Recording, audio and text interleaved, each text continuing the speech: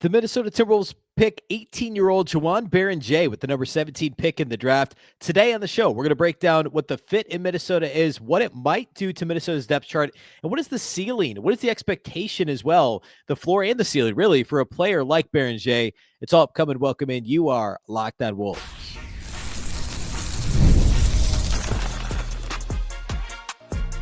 You are Locked On Timberwolves, your daily Minnesota Timberwolves podcast. Part of the Locked On Podcast Network, your team every day. Hello and welcome to the Locked On Wolves podcast, part of the Locked On Podcast Network, your team every day. My name is Ben Beecken. I'm the host of Locked On Wolves. Happy Thursday, everybody. Hopefully you enjoyed night one of the NBA draft. Of course, round two is tonight. The Wolves have the number one pick in tonight's round two. We'll see if that's the case. At least as of this recording, they do. We'll see what happens over the next few hours leading into the draft. I want to talk, obviously, today all about the Timberwolves drafting Joan Beringer with the number 17 pick. I have a lot of thoughts on that. Perhaps you caught the video I did with the Lockdown folks last night or my short on YouTube, but I have a whole show to talk about it today. We're going to line up some guests here in the next few days to talk about the Wolves draft, but I have scouting report stuff, depth chart stuff, what the floor and ceiling of this pick are for Minnesota. It was a bit of a surprise to me.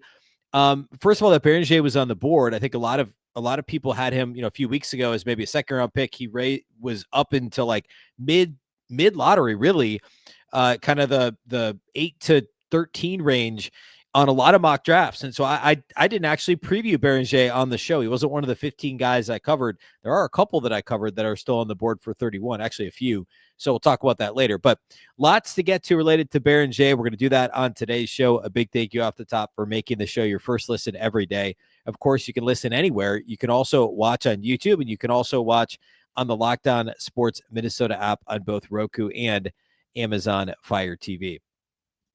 All right. So Joan Beringer, the tail of the tape on him, if you will, is he's still only 18 years old. He's like a little over 18 and a half.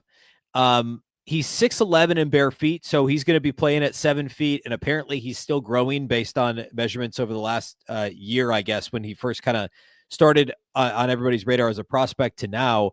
And his wingspan is nearly 7'5". It's listed at 7'4.5". He's an absolute, just a physical specimen in terms of his size, athleticism, his length. And that's part of the reason he rose on a lot of mock drafts, is because he measured bigger than what people expected him to. So again, he's growing. The other thing that you would have seen if you watched the NBA broadcast is he's only been playing basketball since 2021. So think about where you were in 2020 when COVID happened at the bubble season. This guy wasn't even playing basketball then.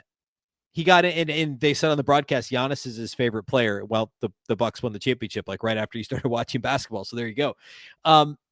There is a little bit of Giannis to what he does defensively. We'll get into that a little bit more. It's not my comp. I'm not saying he's going to be honest. The offense is nowhere near what Giannis's was, even when Giannis was drafted out of Greece, as raw as he was. But I think that's interesting that he's his favorite player. And there's a little bit of like this meteoric rise as a prospect, being drafted in the teens, a little bit of an unknown, young, raw, etc. There's a little bit of some similarities there. He is a center, but he's more of like a, he doesn't have a very big frame. He's not wiry. He's not spindly. He's not like crazily skinny or anything like that, but he's not built out, right? He's 18 and he hasn't played basketball very long. And he obviously hasn't been with a professional strength and conditioning staff for long, and certainly not an NBA one. So there's a lot still to be unpacked there. But from a physical frame standpoint / athleticism, it's pretty perfect for what you'd be looking for. He's the best shot blocker in this draft as a prospect. Like nobody else that I talked about or that you would have seen in this draft. As much as I love Thomas Sorber and he is a really good shot blocker, like the instincts and all that with Beringer are there. Like for a guy who's only played for a few years, and we'll talk about his rebounding instincts, which aren't quite to where the shot blocking instincts are. He's a really good shot blocker on the ball, off the ball, has really good feel for what that timing needs to be as a help side shot blocker. And that's huge. He's not going to be Rudy Gobert from day one, and he may never be Rudy Gobert for a number of reasons. But there is a bit of that when it comes to, in fact, his block rate last year or this last season professionally in nearly 1,000 minutes across a couple different leagues was 8.3%, which is nuts. Now, obviously, he was very likely the best athlete, one of the best two athletes on the floor at any given moment in any game he would have played in over the last year. So take that for what it is. We can, keep that as part of the evaluation here. But an 8.3% block rate would have been more than twice what Rudy Gobert was on the Wolves. So easily the best on the Wolves. It would have been second in the entire NBA to only Victor Wembanyama. It would have been a full percentage point or 0.9 percentage points, 0.9% ahead of Walker Kessler. And 2.3 points ahead of Miles Turner and Anthony Davis, who tied for third last year. So it would have been second in the NBA easily and twice what Rudy Gobert's was. Now, he's obviously not going to have like a significant role on next year's Wolves team. If he did, that block rate would not stay north of 8%. But that just to give some context for how dominant he was as a shot blocker. Again, a legit 7-footer with a wingspan of nearly 7.5 feet. Awesome help side shot blocker. And the thing that impresses me the most about him as a prospect is how fluid he is, how not awkward he is for an almost 19-year-old with a 7'5" wingspan and a 7-foot frame who's still growing. Doesn't look like a baby deer out there. He's fluid. He's flexible on both ends of the floor. The fluidity in his hips, which is something you hear about a lot in the NBA, right? The NFL with like cornerbacks, right? Can you flip your hips? Can you backpedal, flip your hips, and get back in coverage? That's the thing you have to do in the NBA too, especially in pick and roll coverage. You have to be able to flip your hips and force the ball handler where you want him to go, to recover, to defend in the in the open floor as well in a fast break situation. All these things are super important, and he's really fluid for a guy that doesn't have a whole lot of experience. And that is really encouraging to me for him as a pick and roll defender. I think he's switchable. In the video I did right after the draft, I maybe lead into that a little bit too much. I don't know that that's necessarily like what you're always going to try and do with Beringer. I think you want him to be in drop, which is what Rudy Gobert primarily plays. I think he's going to be really good at hedging if you want him to hedge and recover because of the combination of speed, athleticism, length, hip fluidity, and again, the youth too. Like, he doesn't have a billion minutes under his belt. Tread on his tires like a Rudy Gobert. Tread off of his tires like Rudy Gobert. I think he can be switchable. I think he'd be effective on the perimeter. But if you want him as your big in any sort of pick and roll coverage, I think he can do it all. I think he can hedge. I think he can drop. I think he can switch. I think he can do all those things. And there's clearly going to be some learning curve in terms of the actual nuts and bolts and strategy, X's and O's, I guess, if you will, of learning the game of basketball, given that he's only been at it for like 4 years, which is so crazy to me.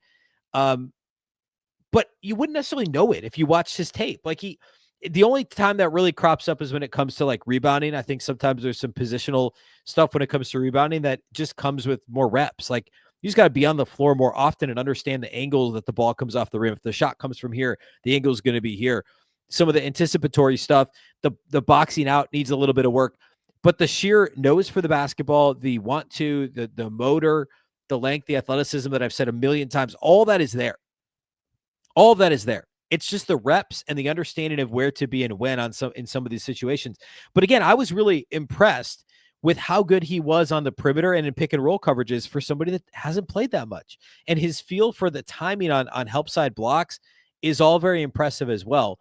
I want to talk about what I'd expect from him on the offensive end, not necessarily this year, because wouldn't expect anything, but in the next couple of years. Like, what does he project out as? Floor, ceiling, on both ends, really, but we haven't really talked offense yet. And what's I'll give a couple of kind of loose comps just based on right now, and I reserve the right to change that later. We're like, this is right after the Wolves drafted him, but just after my draft prep and then some additional digging here, like what I think, who he reminds me of in the NBA currently, and what's the fit on the roster, depth chart wise, contract wise, where the Wolves stand. All that stuff is upcoming here next on the show.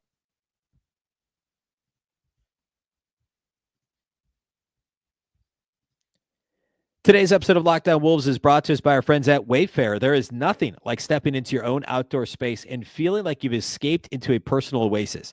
If you're wanting to update your patio this season, Wayfair has made it so easy to turn into a space that feels like yours, comfortable, stylish, and ready for summer. Wayfair has everything you need to level up your outdoor space, from conversation sets to outdoor bars, including fire pits, hot tubs, gazebos, and yes, even the perfect string lights to set the vibe. It's like giving your backyard that resort feel without the resort price tag. Speaking of string lights, I got some, beer garden lights, those kind of Edison bulb type deals. Got those off Wayfair. You can get patio furniture. We've done that. It's all there. We got some high top bar chairs at one point off of there.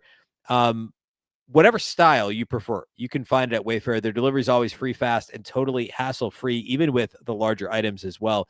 Don't wait. Make your outdoor space your dream oasis today with Wayfair and enjoy it all summer long. Head to wayfair.com right now to shop a huge outdoor selection. That's Wayfair, WAYFAIR.com. Wayfair, every style, every home.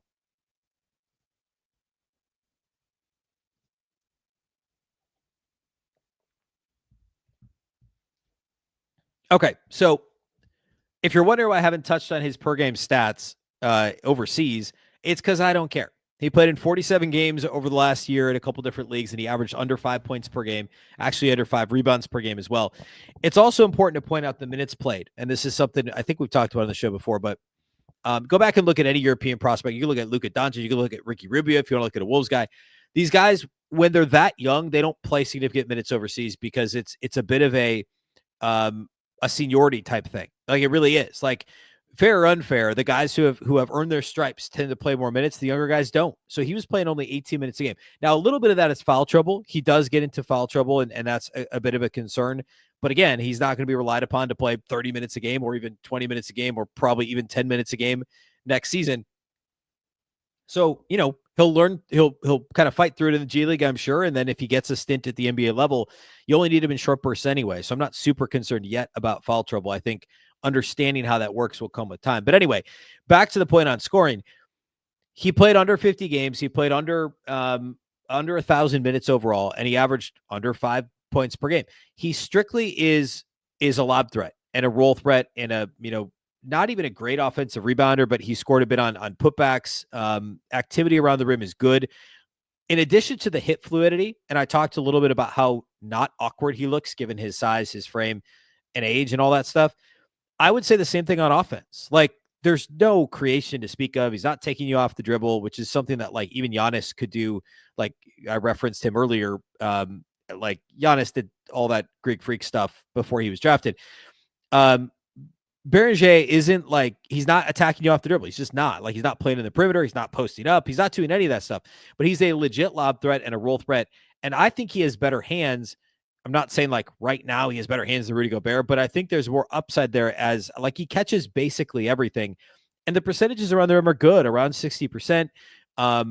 He doesn't shoot free throws well, which is, not worrisome, but like it's a flag you have to pay attention to. I wouldn't even necessarily call it a red flag because, again, this dude's not shooting jumpers. He shot a handful of like elbow jumpers in games and it was just fine. The free throw percentages was under 60% last year. That should be a little better. I don't think I need to worry about Haka Beringer this year. We don't need to worry about that at this point. But down the road, you'd like to see that improve. And Rudy's improved incrementally over the years at the free throw line as well. But as an offensive player, like, what more do you want out of a big in today's NBA? Like, it's nice to have a stretch big. It's nice to have a guy that can post, but you don't have to have Karl-Anthony Towns' skill set to be an effective big. If you want a guy who's going to set screens and roll hard and be active on the offensive glass, like Beringer fits that. Like, I mean, he's not Tyson Chandler, and that's not my comp, but like that type of a big, right? A guy who's going to dive to the rim, set an effective screen, and catch your lob at the front of the rim. Be active on the offensive glass, back taps, etc. Which I think Rudy is a back tapper to a fault, where just use both hands, man. And he doesn't always try hard to offensively rebound. I don't hear that the wrong way. The effort level, the motor isn't always there from Rudy Gobert on the offensive glass. And I think it will be from Beringer. So there's some of those characteristics that are going to be really valuable. He's going to be the fifth option, and that's okay. You need low usage type guys. You're not drafting Beringer to be a big time scorer. And I honestly think, like, if we want to talk floor and ceiling, I think the floor is pretty high. Like right now, if you throw him an NBA floor, he's going to struggle. Foul trouble. I think he'll be okay defensively. If the Wolves said, "All right, you're a backup big, you're a backup 5 next year," you're not going to get anything on offense except for transition dunks and maybe a lob dunk, and you probably see some decent defense, but some spotty work, especially on the glass. But like that's not a terrible floor. Like I think he could be an okay backup big right now because he defends so well and he defends the rim so well and he's so athletic. The floor is pretty high. There is starter level upside, and I would even argue star level upside, borderline star. I don't know that there's ever going to be like a development to his offensive game where you're like, all right, this dude's going to score 15 a game, 15, 11 and 3 blocks, and he's going to be a star, borderline all-star. Like, I don't know. He's 18. Like he may develop an offensive game, but like I mentioned the name Tyson Chandler only because like the archetype of him being a role big, and also being a starter, like a legit starter in the NBA. I see that as a realistic ceiling for him. Like, is there a chance he becomes an all-star? Sure. I think it's more likely than not. He's just a really solid starting caliber player. And, it may take him 3 years to get there. Honestly, it may take him 2 years to even be a rotational big, but there's a lot of upside here for him to just be kind of a plug and play longer term solve, as a center. And we'll get to like the roster fit and Rudy's contract and some of that stuff in a minute. But a couple names that stood out to me as comparison points or comps, I guess, for in this year's NBA. Nick Claxton is somebody along those same lines who I think is a bit underrated by the average fan.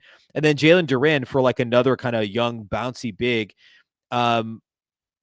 Are guys who are kind of defense first, rebounding, active, really good screeners, good at diving to the rim, good hands. Like that's what I see out of Joan Beringer. I see all of that. And honestly, like you could find clips of him not catching the basketball, but I think there's a lot of upside to what to what his hands could be. And again, the floor I think is solid there. So if he sees the floor, you're not counting him to score at all. But what do you want your big, like, look at the best teams in the NBA and how many bigs are there that are like big time scoring bigs? Like you don't need that to win. And obviously the Thunder have Chet Holmgren, but like, look at a guy like Isaiah Hartenstein, not the same player at all, but he doesn't need the ball in his hands a lot. He can be he's a great screener and he has that float game. He's a good short roll passer. Like those types of things, minus the floater, is what you could get from Beringer. And low usage, plays hard, athletic, long, checks all those boxes, outstanding, plays hard on defense, runs the floor on both ends. We talked about running a little bit on offense in transition, but he runs really well defensively to get back. And that's impressive to me as well. Again, from an activity standpoint, from a athleticism standpoint, he's also a good 2-foot jumper when he goes to block shots at the rim and grab rebounds. Again, positionally, he's a little bit off when it comes to rebounding, but I think there's a lot to like there from what he's capable of doing as an athlete, what he's willing to do as far as playing hard, and what he's already done after only 4 years of playing the sport, which is just so crazy. So I like the pick. I was hoping for a wing, like at the moment, like Nick Clifford and Drake Powell were on the board, who were two of my top 3. Sorber had just gone to the Thunder, of course. Sorber was number 1 on my Wolves big board. If you missed that, he went 2 picks earlier to OKC. I love Thomas Sorber. I think there's more there, certainly from an offensive standpoint and from a play now standpoint than there is with Beringer. But I would say the long-term floor for Beringer is just as high because I see the floor as a rotational big. That's a really good shot blocker and an effective, roller on offense. Like, Duren and Claxton. Duren certainly has more upside sitting here right now than Claxton.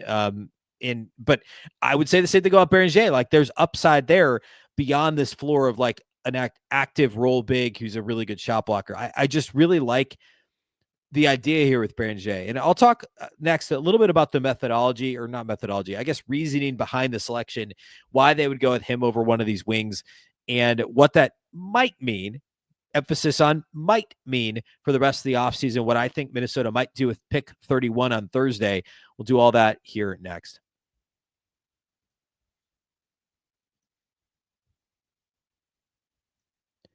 Today's episode of Locked On Wolves is brought to us by our friends at Skims. When I found out that Skims was making underwear for men, I was intrigued. I've heard a ton about their quality from friends and family. I'd definitely seen commercials for Skims and was curious about it. So I had to give it a try, and I'll tell you, it lives up to the hype. They actually sent a couple pairs, and I tried out a couple of different types of Skims. And honestly, like, I've always had issues with underwear. I mean, haven't we all? Finding the ones that fit the best, that are actually comfortable, find the right style. Skims changed all that. Their men's line offers something for everyone. They have boxer briefs all the way to classic briefs, all designed with the perfect balance of comfort and style. Of the different types I tried when Skims sent them out, I tried the stretch 5-inch boxer brief. I like them to be a little bit longer. I like boxer briefs, and they feel they don't feel like you're wearing, like, workout underwear or something like that. So if you're active, and I don't, transparently, don't work out a lot, but I'm active with my job. I walk around a lot. I'm active with my kids. And I don't want to feel like I'm wearing something restrictive. I don't want to feel like I'm wearing something that feels like workout underwear. And the stretch 5-inch boxer briefs give you all the movement that you need for working out and for doing other stuff for your active lifestyle. And are just super, super comfortable. They move with me. They never lose their shape, and they stay in place all day. Running errands, etc., whatever it might be. They're the most comfortable and reliable underwear that I've ever owned. Plus, the lightweight material feels amazing, almost like you're wearing nothing at all. Shop Skims Men's at skims.com and let them know that we sent you. After you place your order, select podcast in the survey and select this show, Locked On Wolves, in the drop-down menu that follows.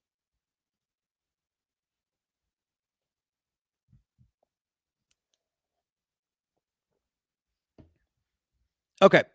So closing the books on Wednesday night. And to be clear, we're going to get back. We're obviously got a lot of time to talk draft, guys. We'll get to see Beringer hopefully in Las Vegas Summer League in a couple of weeks. So just real quickly setting up the next couple of days. Of course, we got round 2 today. Wolves are the first pick of the second round. So anything could happen here. Minnesota, there's a decent chance they trade the pick. My prediction coming in the draft is they would come out of it with 1 rookie and 1 future first-round pick. I think they could trade 31 for a future first-rounder. I have no idea what their actual board looks like. I mean, looking at, I'll pull up my board real quick and we can look at what I have left on my board versus who is actually available. And there were a lot of guys. I purposely looked at guys that were likely to go between picks 17 and 31. And sure enough, we got a lot of guys in the 20s that went that I really liked. Like Neat Clifford came off the board late in the round. Thomas Sorber went before Minnesota. Drake Powell was a late pick. Demon went very early in the draft. Asa Newell went. Noah Essengay was gone. Traore was gone. Danny Wolf got taken late. Jace Richardson went to Orlando. So Maxime McNeely got picked too. So Maxime Reynaud is still out there. Saraf is gone as well. Jameer Watkins is out there. I thought he was a second-round pick anyway. Noah Penda, I felt the same way about that. And Adu Thero, I don't believe got picked either. So those guys are all still out there. Thero is maybe the only one, and I guess you're probably not going to take him if you just took. I mean, he's more of a wing than a big, but given an athlete who can't shoot, bit of a project. I don't know that Thero is a guy you're necessarily going to take at 31 when you just took Beringer. Let's see. He's the highest ranked guy. I had him at 8 on my board, and he's still there. I had Reynaud at 12, and then I had Watkins at 14 and Penda at 15. So those guys are all still available. I don't know that the Wolves are going to be in love with any of those guys. You're probably not going to take another project at 31. So unless they like Jameer Watkins a great deal or can trade down and take Jameer Watkins, or if there's a guy like that can help on the wing, I could see them trying to trade that pick. All it takes is one team to be like, oh, man, we love Noah Penda's upside. We got to get to 31. It's a non-guaranteed deal because it's the first pick of the second round. And it's like the first of the second round in the NFL draft. You can, I mean, they're the team that everyone's talking to now, that if they fall in love with the prospect and everyone's going to try and outbid each other, can Minnesota get a protected future first round pick for this? Or is there a prospect they've fallen in love with at 31? I think that's super fascinating. So that'll be something we obviously talk about on Friday's show. If anything major happens trade wise, we'll do something earlier on Thursday night, anything involving a current player or anything like that, but a lot to cover there.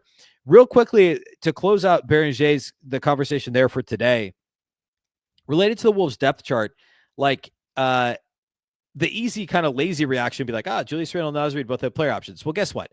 Yeah, it's a bit of an insurance policy, I guess, with Beringer, but like he's not playing Naz Reid or Julius Randle minutes this year if one of those guys were to leave. My prediction all along has been Julius Randle opts in and he plays out the year. Maybe he gets an extension or gets traded during the season, but I think he's on the team next year at that $31 million or whatever it is. Naz Reid, I think, will opt in, and Minnesota will ultimately sign him to an extension. I'm predicting that. So they'll both be on the roster next year. Probably Randle wouldn't be after next year. Maybe he even gets traded in season. Those are all possibilities. The bigger thing is Gobert, believe it or not, even with the extension, only has 2 years plus a player option left on his deal. So next year, the year after, and then a player option for $38 million in 2027. At that point, he'll be 35. So I think it's pretty likely he opts in there. So you probably have 3 more years of Rudy. 35-year-old Rudy, I don't know how mobile he's going to be. He has only lost, a quarter of a step, maybe at this point, guarding on the perimeter and help side block shots. There were moments last year where he looked a little bit slow, but not a whole lot. So I don't know. But the idea here is Beringer can be ready in 3 to 4 years when Rudy decides to hang it up, or when he's, no longer at least the starting center. He can turn it over to his fellow Frenchman in Beringer. That's the idea there, because there are some similarities. Like, he's obviously offensively, he's going to be more of a, say, more dynamic than Rudy Gobert. He's a better athlete than Rudy Gobert. Not quite as big, but again, the impressive wingspan. So that's kind of the plan, is a bit of a succession plan for Rudy Gobert more than anything else. Remember, after assuming Randle and Reid are on the roster, well, I guess it doesn't matter either way.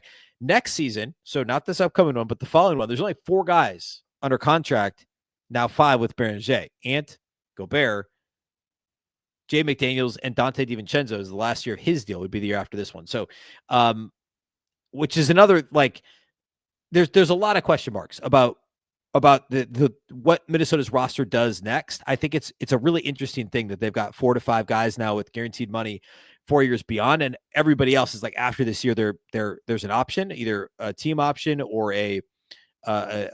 the ability to opt out, or unrestricted guys like Mike Conley is an unrestricted guy after this year. And obviously Randle and Reid will be too after this next year if they both opt in. So from a roster building standpoint, I don't know that it necessarily says anything to us. Like, does it mean that Nickeil Alexander-Walker is staying because they didn't draft a wing? No, not necessarily, because you can find another wing, whether it's at 31 or it's it's through free agency, not necessarily fully replacing Nickeil Alexander-Walker, but there's also TJ Shannon, right? So I don't think it necessarily says anything about what the Wolves think about. It doesn't mean that they think Randle or Reid is gone and Nickeil's staying. I don't think it means that. I think we're talking about an 18 and a half, 19-year-old almost. So let's not read too much into that. But the upside of Beringer combined with the floor is really attractive. I do believe that, as much as I was a little bit surprised that A, he was on the board, and B, Minnesota went the project route. The floor, I think, is perfectly reasonable. All right. We'll do it again. Thursday night, Wolves have 31, as we talked about. We'll do a YouTube short after the Wolves pick, and anything super significant, maybe go live, maybe do a show late Thursday. And then otherwise the show will post early on Friday with a reaction to what the Wolves do on Thursday night. There's always the chance, like I said, that they trade 31 and then we don't even get a pick on Thursday, and we're going to just speculate a bit further. Going to try and line up some Wolves related folks, podcasters, bloggers, etc., and then also some draft and analysts to talk about Beringer and what that fit with Minnesota looks like, to get somebody else's perspective here. If not for Friday, depending on what happens in the second round, we'll look at early next week. Reminder, this show is daily still throughout the month of July as well. And then in August, we're still 3 times a week. So we got you for Summer League, we got you for free agency, whatever happens throughout the month of July, we'll be here for you every single day, Monday through Friday. A big thank you for making Locked On Wolves your first listen every single day. Of course, this show is free and available everywhere. That includes YouTube, as well as all of your favorite audio platforms. Wherever you like to listen to podcasts, you can find Locked On Wolves. You can also watch on the Locked On Sports Minnesota app on both Roku and Amazon Fire TV. Of course, the Locked On Wolves podcast is part of the Locked On Podcast Network. Remember, the Locked On Network is your local experts on all the biggest stories. Once again, I'm Ben Beecken. This is the Locked On Wolves podcast, and we'll catch you next time.